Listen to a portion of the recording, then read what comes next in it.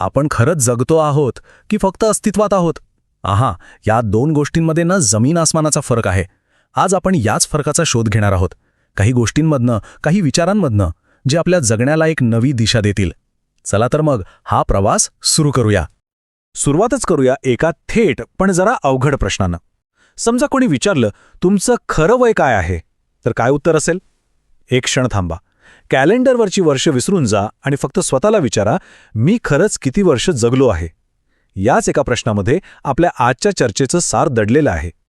तर आपला पहिला टप्पा आहे न जगलेला आयुष्य. ही कल्पनाच मुळात थोडी अस्वस्थ करणारी आहे, नाही का? की ज्याला आपण आयुष्य समजतोय ते खरं तर एका गाढ झोपेसारखं, एका बेशुद्धावस्थेसारखं असू शकतं. ही गोष्ट आहे एका 75 वर्षांचा वृद्ध बौद्ध भिक्षूची. स्वतः गौतम बुद्ध त्याला विचारतात, तुमचं वय काय? आणि तो भिक्षू अगदी शांतपणे उत्तर देतो, फक्त 5 वर्ष.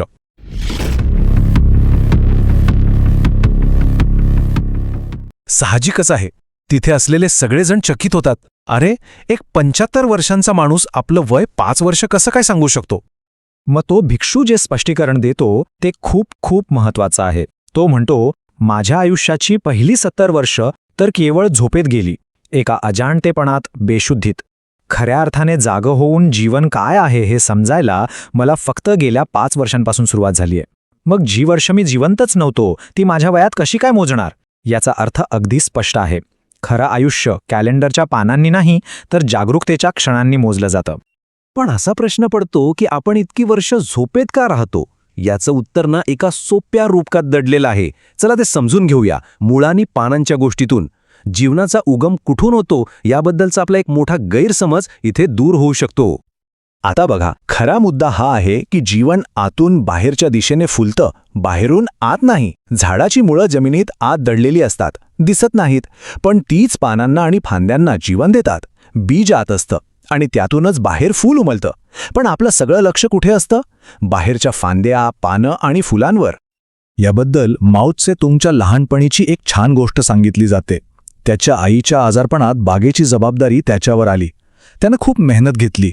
बागेतलं प्रत्येक पान अगदी स्वच्छ पुसलं, प्रत्येक फुलावर पाणी शिंपडलं. पण तरीही झालं उलटंच.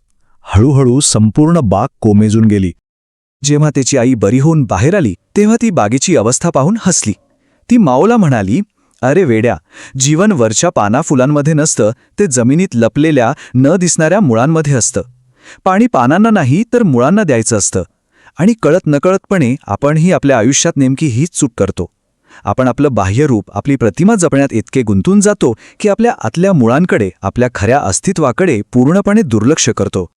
बरं, मग जेव्हा आयुष्य असं फक्त बाहेरच्या जगासाठी, या पानाफुलांसाठी जगलं जातं, तेव्हा एक विचित्र गोष्ट घडते.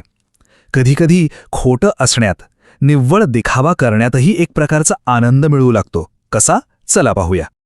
एका शेतात एक बुजगावणं उभं होतं. ऊन, वारा, पाऊस सगळं सहन करत. तिथून जाणाऱ्या एका प्रवाशानं त्याला विचारलं, अरे, एकाच जागी असं उभं राहून तुला कंटाळा येत नाही का? यावर ते बुजगावणं जोरजोरात हसू लागलं.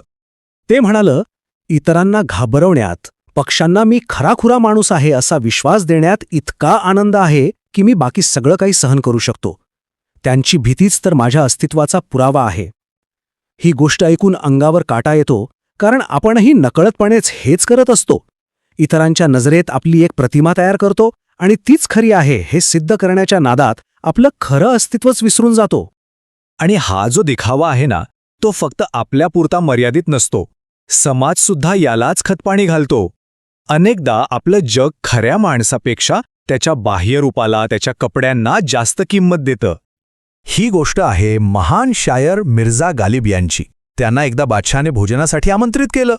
गालिब स्वतःच्या साध्या फाटक्या कपड्यांमध्ये गेले तर त्यांना दारातच अडवण्यात आलं. मग ते परत गेले, मित्रांकडून उंची कपडे उधार घेतले आणि पुन्हा आले. गंमत म्हणजे यावेळी तोच द्वारपाल त्यांना अगदी वाकून सलाम करत आत घेऊन गेला. आता जेवणाच्या वेळी गालिब यांनी एक विचित्र गोष्ट केली. त्यांनी स्वतः एक घासही खाल्ला नाही, ते अन्नाचे घास घेऊ लागले आणि आपल्या महागड्या कोटाला, आपल्या पगडीला भरवू लागले. दरबारातले सगळे लोक आश्चर्याने त्यांच्याकडे पाहू लागले. बादशाने विचारल्यावर गालिब म्हणाले, हे निमंत्रण माझ्यासाठी नव्हतं, कारण मला तर दारातूनच परत पाठवलं गेलं होतं. हे निमंत्रण या उंची कपड्यांसाठी होतं, म्हणून ज्यांना बोलावलं आहे त्यांनाच मी जीव घालत आहे. बाह्य देखाव्याला महत्त्व देणाऱ्या समाजावर यापेक्षा जास्त मार्मिक भाष्य असूच शकत नाही. मग प्रश्न उरतो की या दिखाव्याच्या चक्रातून बाहेर पडण्याचा मार्ग काय? जर बाहेरचं जग फक्त कपड्यांना आणि मुखवट्यांनाच ओळखतं, तर स्वतःला कसं ओळखायचं? याचं एकच उत्तर आहे, आतला प्रवास सुरू करणं. आपण जरा विचार करूया. आपण स्वतःची ओळख काय सांगतो? मी अमुक व्यक्तीचा मुलगा, किंवा ह्या शहराचा रहिवासी, ह्या कंपनीचा कर्मचारी. ही सगळी काय आहेत? ही फक्त लेबल आहेत जी इतरांनी आपल्याला दिलेली आहेत. ह्यापैकी काहीही आपली खरी ओळख नाही. हे फक्त बाहेरून चिकटवलेले कागदाचे तुकडे आहेत. म्हणूनच या आतल्या प्रवासाची पहिली आणि सगळ्यात महत्त्वाची पायरी आहे इतरांच्या डोळ्यात स्वतःचं प्रतिबिंब शोधणं थांबवणं. लोक आपल्याबद्दल काय विचार करतायत यावर आपली किंमत ठरवणं बंद करणं. आणि जेव्हा आपण हे करतो, जेव्हा ही सगळी बाह्य लेबलं गळून पडतात, तेव्हा आपल्यासमोर एकच पण सगळ्यात शक्तिशाली प्रश्न उभा राहतो, मी कोण आहे? आणि खरं तर यातच या सगळ्या विवेचनाचं सार आहे. खऱ्या जीवनाची सुरुवात कोणत्या तरी तयार उत्तराने होत नाही, ती सुरू होते मी कोण आहे हा प्रश्न विचारण्याच्या धैर्याने.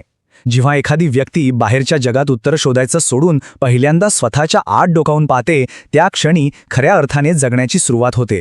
तोच असतो ना जग न जगलेल्या आयुष्याचा अंत आणि खऱ्या आयुष्याचा प्रारंभ.